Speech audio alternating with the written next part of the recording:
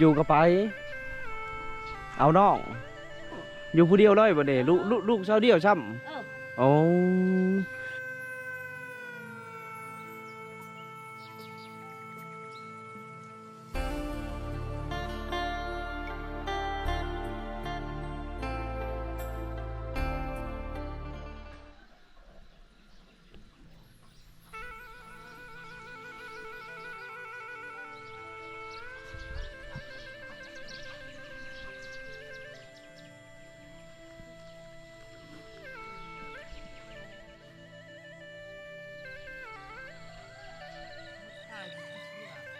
เหยียบเสีย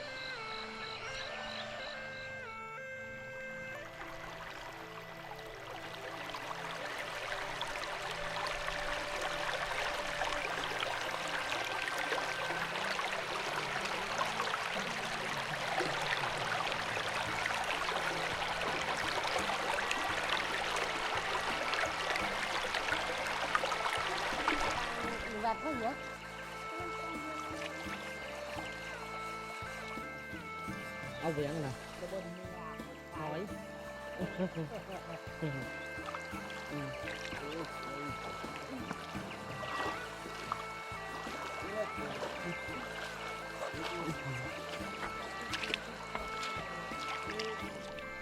เอาทุกคนกราบทักทายแล้วก็สบายดีมาทุกคนนะขอยินดีเข้าสู่ส่องบาลงเงินพิธีชาวบ้านที่เขาจะเดินเบรกทุกคนเลยกะตอนนี้บรรยากาศตอนเช้าๆนะกะอยู่ที่บ้านจะโนนทุกคนเลยเมืองบัวลพาแข่งขมวนไว้แล้วเพิ่นกะที่ใช้ชีวิตกันเป็นอยู่มาตักนับไปนำกินน้ำใสทุกคนเลยเดี๋ยวนี่ชาวบ้านเพิ่นกำลังสิไปให้ไปชวนตอนเช้าโอ้ยครับทั้งแล้วเพิ่นเช็ดน้ำกินไปใช่ทั้งลุมเฮากะล้างหน้าล้างตาได้นะครับทุกคนเพิ่นสิเกี่ยมสัมภาระเห็นถือผ้าถือน้ำพยายามเอาน้ำไปแล้วแต่เช้าๆนะเกี่ยมสิไปให้แล้วก็พ่นผ้าทุกคนอันนี้ตามแม่น้ำอันนี้เซ่มันยังก่อเขาอื่นแม่นเซ่จะโน่นบ่อ๋อเซ่จะโน่นทุกคนเลยเซ่จะโน่นเด้อเอาอันนี้ชิไปใช้เนี่ยไปให้เอาใกล้บ่ทุกคนนะอันนี้การดีละเนี่ยเปิดเสียวน้ำเอายังขึ้นไปแล้วน้ำกินเป็นวังผลอุลักไปตัวนี้ป้าหลายนะทุกคนเลย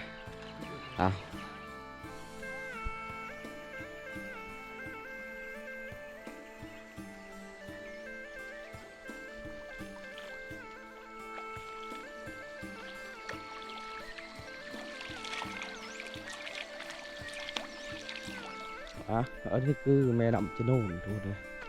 เขาบอกผิดตัวแม่น้ำเชมีนะครับไปทางใดฝนผ้าทาง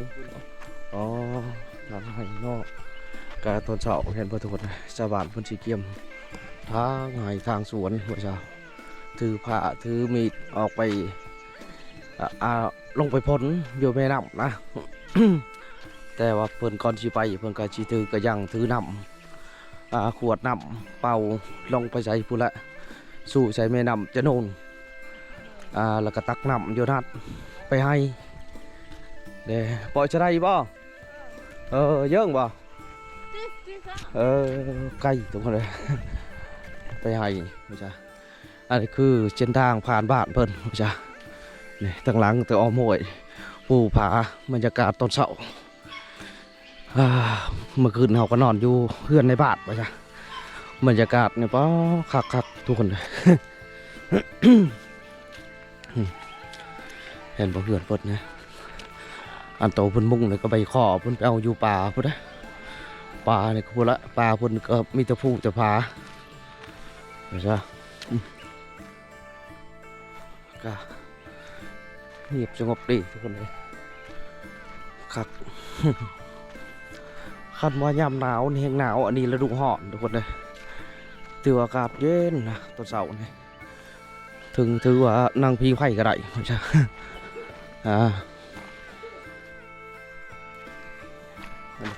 นี่เกินแถวนี้ถือว่าแบบเก่าแก่ทั้งเดิมใช่ถือว่าเป็นบ้านชนเผ่าที่ว่าอยู่ห่างไกลสกเล็กไกลแห้งแต่ละทุกคนเลย เฮามาถือว่าทีมงานเฮาลบ2-3 เถื่อเผื่อจะได้ฮอดพี่ว่าจ้าใส่เวลาเอาไม่ลิ้น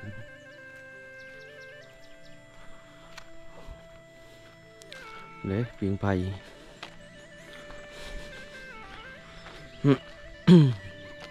บรรยากาศตอนเช้า บ่ได้ไปหาการป้าเนาะเมื่อคืนนี่บ่ได้ไปหายิงป้าใช่ไหมเนาะ เออ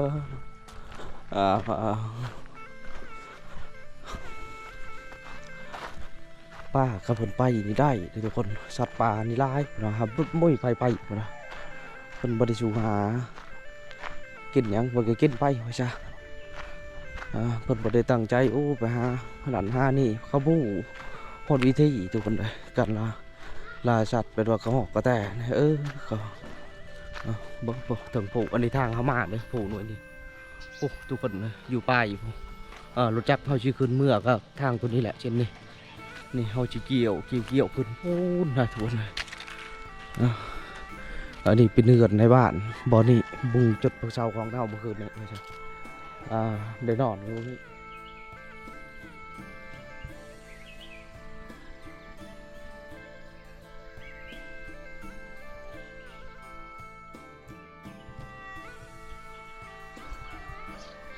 อันนี้เขามาให้ทุกคนเบิ่งภาพอยู่เทิงทุกคนเลยทางเข้ามาคือคนละเทิงตัวโปตัวนะแลนลงมาพี่ลงใส่แม่น้ำจะโดนไม่ใช่อันนี้กระทั่งเปิดไปบ้านอีกแห่งหนึ่งไม่ใช่ไปทางไหนไม่เท่าใกล้บ่อยู่ใกล้บ่สวนย่างขึ้นพูแล้วเนาะไม่เท่าเนาะขึ้นผู้สุดผู้ลูกนี่ความไปพูดอีกโดยเมื่อแรกคุณบอกมาโดยหมู่บ้านนี่ใช่ดีทุกคนเลยเขาคืนเลยเขามานั่งลิ้นน้ำแซวนะทั้งน้องๆแล้วก็ทั้งผู้ใหญ่เลยใช่เห็นเขาเพิ่นเอิญใช่ไหมล่ะเลยใช่เพิ่นเอิญจะไปดีนะเอาวันนี้เขาก็ชิพาทุกคนเขาไปเบิ่งเพิ่นอย่างไรนะเอาสีดอกแต่ละเหือนให้ทุกคนได้เบิ่งเลยใช่นี่แหละส่วนเราให้เพิ่นปลูกในกลางบ้านนะครับมีแต่ต้นไม้มีประโยชน์เลยใช่ต้นไม้ยินมากทุกคนเลยที่เป็นหมากมี่หมากอินทรีหมากข้าวนะมะม่วงไปยังไปเท่านั้นเนี่ย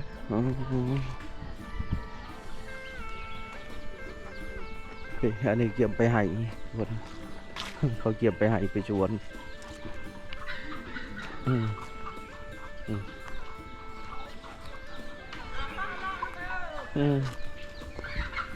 เดไปทางใดไม่เท่า ตัวนี้แหละเขาเอิญผู้เขาเอิญยังทุกคนเลยคนสีอ่องพื้นอ่องยังไปให้ไปชวนได้คนสีใส่นี่ใส่สัมภาระเต็มเลยเนี่ยนะอ่องขึ้นผู้แล้วทุกเลยเหือนคน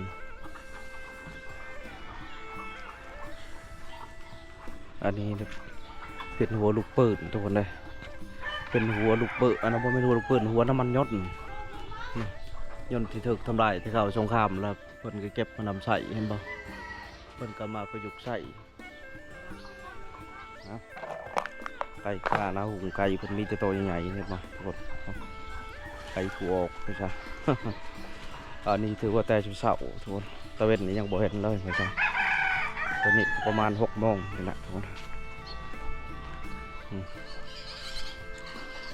6 ตำเข่าเห็นว่ามี4 หน่วยเลยทีนี้ เพิ่นกับเอ้ยน้องครับสิพากัน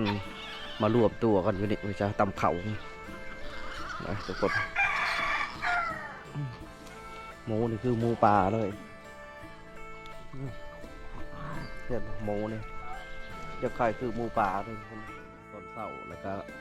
เบิ่มบ้างแล้วได้คนแต่คุณวันแต่มืดซึมไปสวนทวนเลยนี่ แล้วก็พูยังบ่ได้ไปก็ไม่ว่าซะแต่ชั่วร้ายนี่ที่เน้นแล้วไปแล้วว่าซะไปสวนล่ะ สบายดี เอ๊ะเพิ่นอยู่ถึงบ่ได้ทุกคนเลยถูกเพิ่นใส่อันนี้แสงโซลาร์เซลล์ได้ไฟฟ้าเพิ่นเฮ็ดกินหยังตอนเช้า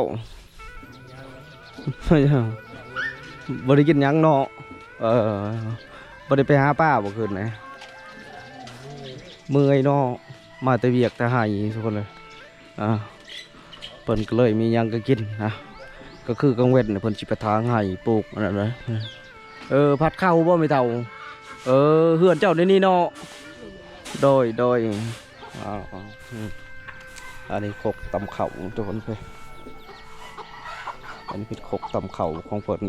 เพิ่นก็สิเช็คออกมันได้บรรยากาศแม่นต่อตุกเรื่องของเพิ่นนี่เห็นบ่อยู่แคมป์ตัวนี้เลยแคมป์หัวจะนู่นใช่เซ่จะนู่นประมาณนี้แหละทวนเลยคือจิเมนเซ่อะไรใช่เป็นแม่น้ำก็จะว่าใหญ่เติบนะที่รอเลี้ยงชีวิตของชาวบ้านเพิ่นนะใส่เห็ดน้ำกินน้ำอาบเพิ่นก็สิปลูกเนี่ยทุกคนเลยอยู่แคมป์ห้วยแคมป์เซ่ตัวนี้ปลูกมะเขือเห็นบ่ตาพุ่นก็มีอีกเขื่อนหลังหนึ่งเดี๋ยวเราจะพาทุกคนความไปใช้ได้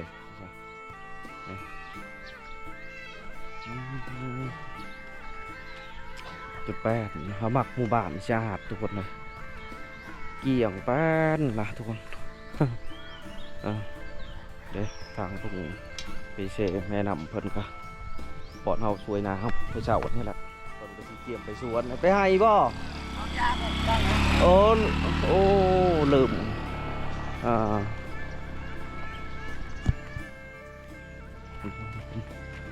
ครับเส้นทางที่เห็นพอที่แลนไปที่พื้นต้องพูอะไรเดี๋ยวเขาจะพาทุกคนไปเฮือนภาคนั้นนะจ๊ะ3นี่เส้นทางนี่ตัวนี้เลยเป็นเส้นทางออกไปใช้เมืองส่วนเลยเพิ่นก็จีใส่เส้นทางตัวนี้แหละแถวนี้เพิ่นขับรถเก่ง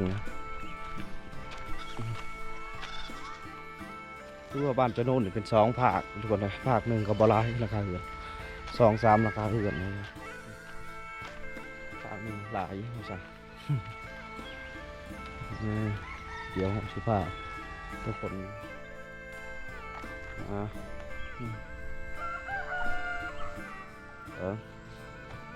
มวยไฟได้ดีกว่าคือสีได้แค่เนาะทุกคน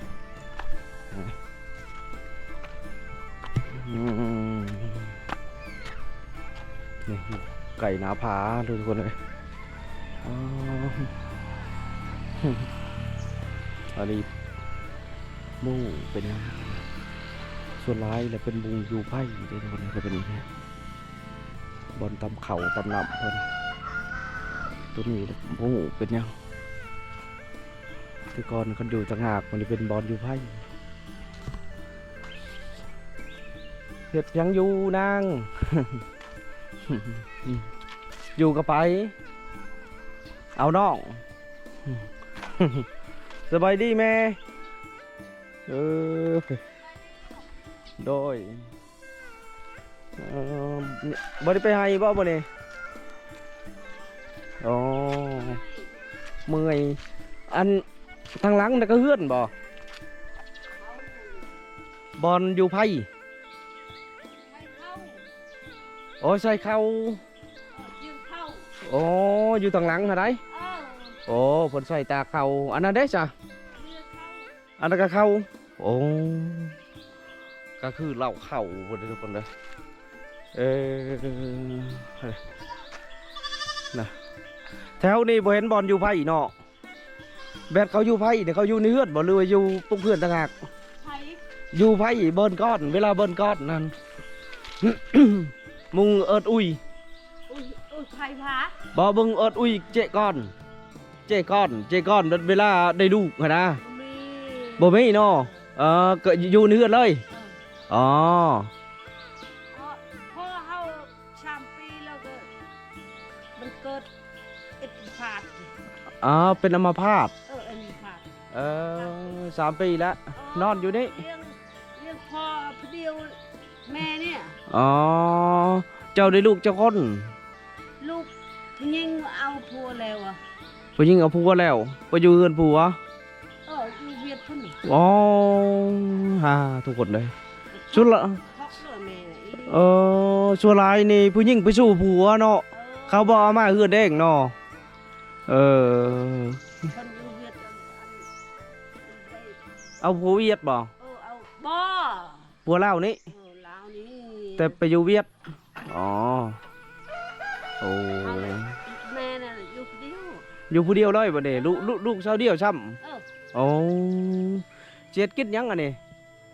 นะ มังมี่มาแกล้งบ่ให้หมูบัดเองได้กินยังตอนเช้า เขาให้ป้าจะได้กินบ่ให้จะกินเกลือกินผัก โอ้ มีไผพากินน่ะ บ่มีไปหากินเนาะเจ้าก็เบิ่งพ่อ ผั ผัวได้บ่มีบ่ ในห้าง เป็นแม่ห้างโอ้ลูกผู้เดียวบ่เนี่ยมาเลี้ยงพ่ออีกโอ้น้อง ลำบากลูกโอ้ยากอีหลีเด้ สวนก็บ่มีบ่บ่มีสวนบัดเข้าน้ำกินน้ำไผบ่เนี่ย พ่อ อ๋อ เข้า พรพี่น้องไว้ซะอ๋อ ไปช่องก็ชอบช้ำก็ชอบเยอะฉะนั้นจะกิน ไปซอยเขาเนาะยามเฮ็ดกันเนาะโอ้โดย ทอกเดียวให้คู่มือ ให้เนาะ ให้มือก็ อืม ช่างทอกเจอให้ อืมผิดใส่ความทุกข์และให้ทุกคนเลยว้าวขาเนาะมีเท่าไรก็ให้เท่านั้นทุกคนเลยพออันนั้น ขอบใจ โดย ผมบอกขอบใจในไลน์ ทอกเรียกบังเฮือนนี่ไผก็เฮ็ด โอ้ เงินก็บ่มี เป็นไม่ห่างอีเนาะ ข้าวกินก็บ่มี โดยลำบากเนาะแม่เนาะ ข้าวเลย คันลูกสาวเป็นมาอยู่น้ำเจ้าเด็กก็ชีชะบายเนาะเป็นผ่าผัวเขาซา ลูกเยอะเอาพวกอยู่พุ่นนะพี่อยู่เวทพุ่นนะ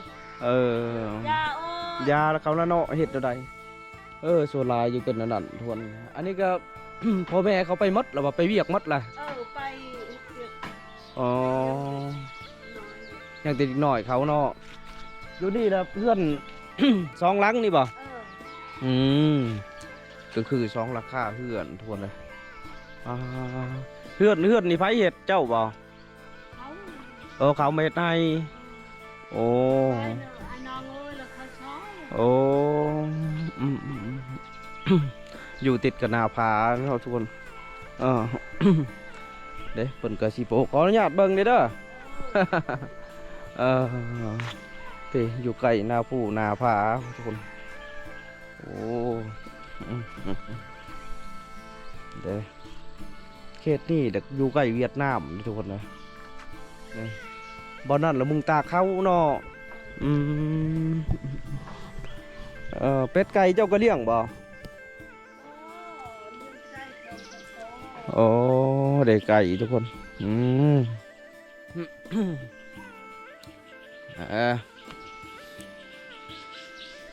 เบิ่งเหล่าเข่ามันก็อันนี้เหล่าเข้าทุกคนนะเอาขึ้นด้วยมันยังมุงไหวเข่าเข่าแล้วพุ่นเจียมาไหวนี้ว่าจ้าอ๋อเดี๋ยวอันนั้นคือกันเลยทุกคนนี่อันนี้เพิ่นใส่แสงโซลาร์เซลล์ว่าจ้าก็ยังมีแนวใส่มีแต่แบบนั้นทุกคนเลย